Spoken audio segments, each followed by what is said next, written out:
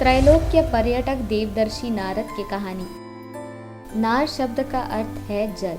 ये सबको जलदान, ज्ञानदान करने और तर्पण करने में निपुण होने की वजह से नारद कहलाए। सनकादिक ऋषियों के साथ भी नारद जी का उल्लेख आता है। भगवान सत्यनारायण की कथा में भी उनका उल्लेख है। नारद अनेक कलाओं में निपुण माने जाते हैं।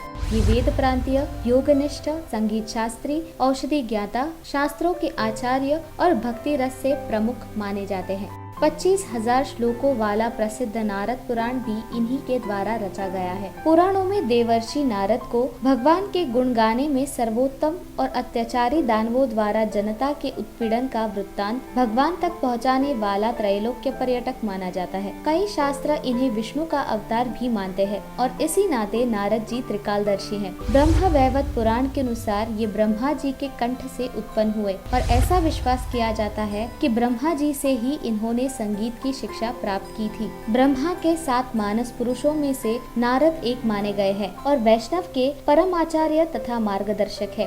भागवत के अनुसार नारद अगाध बोध, सकल रहस्यों के वेत्ता, वायुवत, सबके अंदर विचरण करने वाले और आत्मसाक्षी है। नारद पुराण में उन्होंने विष्णु भक्ति की महिमा के साथ साथ मोक्ष, धर्म, संगीत, ब्रह्म ज्ञान, प्रायश्चित आदि अनेक विषयों की मीमांसा प्रस्तुत की है।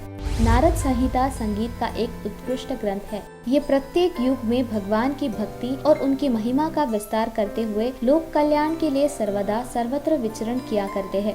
इनकी वीणा भगवान जप महती नाम से विख्यात है। उसमें नारायण नारायण की ध्वनि निकलती रहती है। इनकी गति अव्यात है। ये ब्रह्म मुहूर्त से सभी जीवों की गति देखते हैं और अजर अमर है। भगवत भक्ति की स्थापना तथा प्रचार के लिए ही इनका आविर्भाव हुआ है। उन्होंने कठिन तपस्या से ब्रह्मश्री पद प्राप्त किया है। देवर्षि नारद धर्म के प्रचार और लोक कल्याण के लिए सदैव प्रयत्नशील रहते हैं।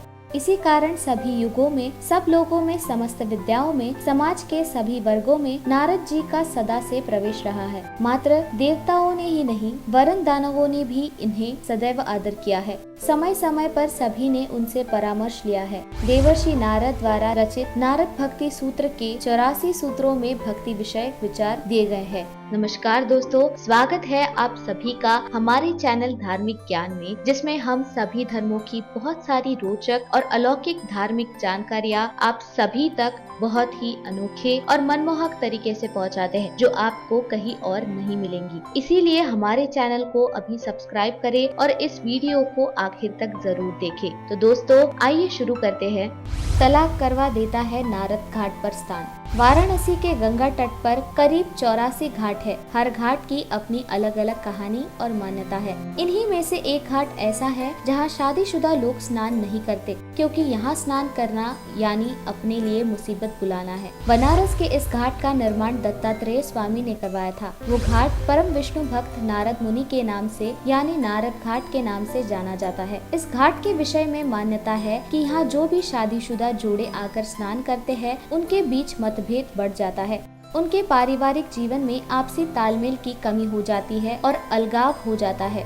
नारद घाट से पहले इसे कुवाई घाट के नाम से जाना जाता था। 19वीं शताब्दी के मध्य में घाट पर नारदेश्वर मंदिर का निर्माण किया गया, जिसके बाद से इस घाट का नाम नारद घाट पड़ गया। मान्यता है कि नारदेश्वर शिव की स्थापना देवर्षि नारद ने की थी। नारद जी की तपस्या का साक्षी ब्रज 84 का नारद घाट। ब्रज 84 कोस परिक्रमा मार्ग का प्रमुख धार्मिक स्थल है नारद कुंड। माठ तहसील से करीब 25 किलोमीटर दूर डडीसरी स्थित कुंड देवर्षि नारद जी की तपस्या का साक्षी रहा है। यहाँ प्रकट हुए भगवान भोले बाबा भी आस्था के केंद्र बने हुए हैं। पूर्व में यहाँ कुंड पक्का बना हुआ था, जिसके अवशेष आज भी देखे जा सकते हैं। मान्यता के अनुसार एक बार श्री कृष्ण भाड़ी रवन में गाय चरा रहे थे। देखा सामने देवर्षि नारद आ रहे हैं। प्रणाम के बाद श्री कृष्ण ने देवर्षि नारद से आने का कारण पूछा, तो नारद जी ने खेल का प्रस्ताव रखा। ना नुकर करने के बाद कृष्ण खेलने को तैयार हो गए। खेल का नाम था आंख मिचौली। नारद छिपने के लिए यमुना किनारे चलते हुए भद्रवन पहुँचे और वहाँ से आगे निकलकर इसी कुंड पर पहुँचे। उन्होंने देखा कि उनकी गाय कुंड में स्नान कर रही है, तो वो भी धूल धूसरित होकर गायों के मध्य लेट गए। श्री कृष्ण ने जब अपनी आंखें खोली तो ध्यान से देखा और उसी कुंड पर पहुँच गए। देवर्षि नारद को खोज लिया।